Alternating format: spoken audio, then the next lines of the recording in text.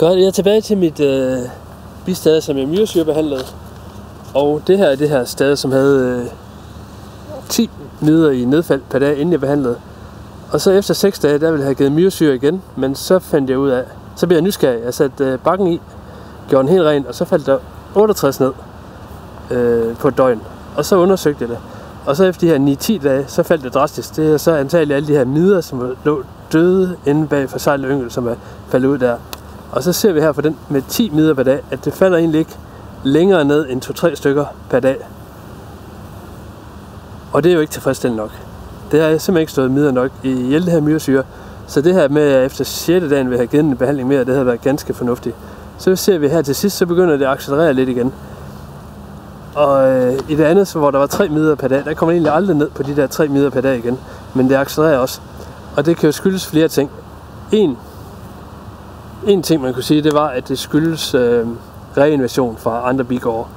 Det gør det sandsynligvis. Men det mest betydende er nok, at myresyre ikke er effektiv nok imod midler, når man bare behandler en enkelt gang med det.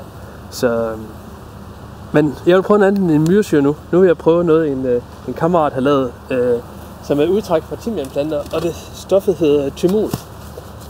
Så det vil jeg prøve at give min bifamilie nu, og se om det kan slå nogle midler ihjel, så vi kommer ned på en tilfredsstillende lav middelpopulation. Her har jeg bakken, som ikke har været renset i 1,5 døgn, og der er en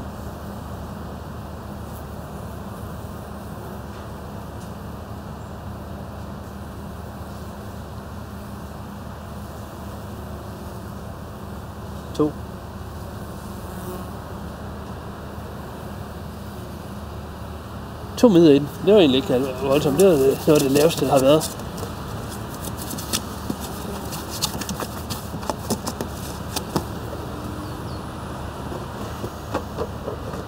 Men jeg vil give det her thymol, og jeg tager handsker på, fordi det lugter ganske forfærdeligt meget.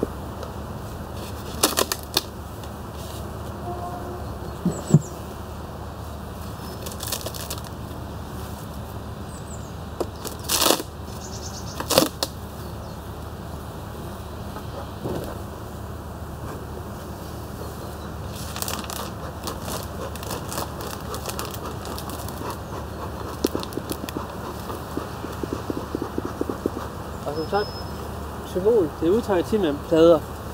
Det er nogle krystaller, som bliver varmet op til en 40-50 grader, og så bliver der lagt de her klude i, som så suger thymol til sig, og så lægger man her diagonalt oven på bistadet, og så skulle det have en god effekt imod varroamidler.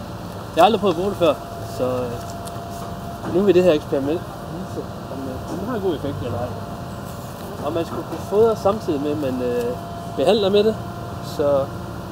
Og det skal ligge i 14 dage, så nu er det tid at vise, hvor godt det er. Jeg er meget nysgerrig.